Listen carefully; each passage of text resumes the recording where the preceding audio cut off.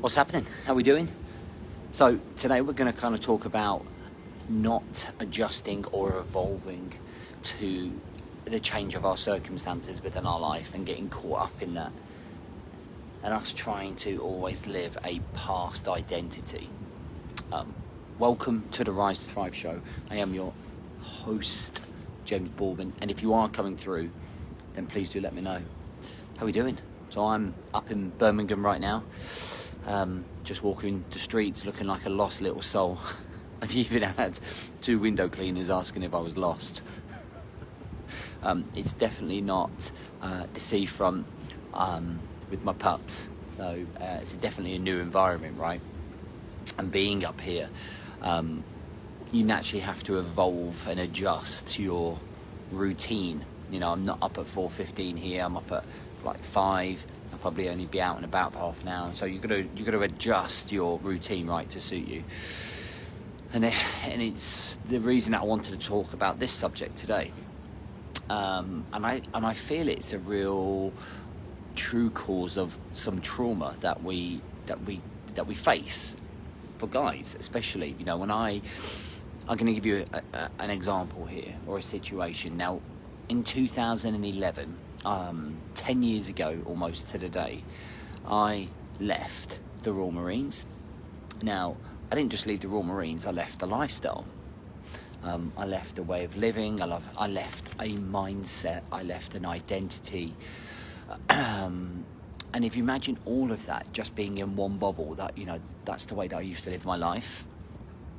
And then leaving that, or popping that on the Friday, having 2 days, and then stepping into a brand new life, a new way of living, a new identity, a new character. You don't just suddenly forget one identity and move straight onto the other. You don't just forget one lifestyle and go straight into the other, okay? It doesn't happen like that. And that is a classic case of having to learn to adjust and evolve as a human being.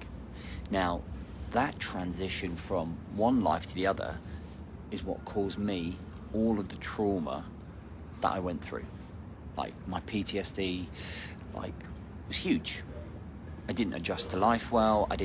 I was still Sergeant James Baldwin as a sports teacher at my local college, and I was still trying to be that person every single day in this environment, and it just didn't play out right. Okay, and it just didn't play out right.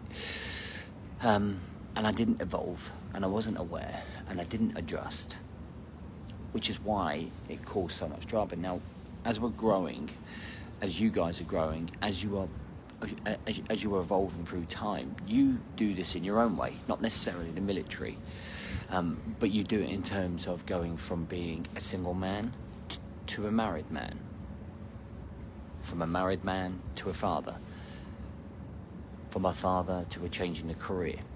And as you go through that time, right, you change your age, and you change the way that you think, and you change the way that you see the world. Your principles change, your values change, your responsibilities change, and it all can pile up. And unless you adapt and evolve and learn to adjust, you end up fighting a character and an identity that you haven't left behind. So you do silly things like drink to help ease the pain. You bury your head in the sand to avoid the hard work that needs to be done to change. You know, it creates a lot of pain having to recognize that and change. It can affect your relationships, you know. And I think it's really important for you to understand that if you try and live your life that you lived 10, 15 years ago, you're gonna get punched in the face, man. It's gonna be hard for you. It's gonna be a reality check for you.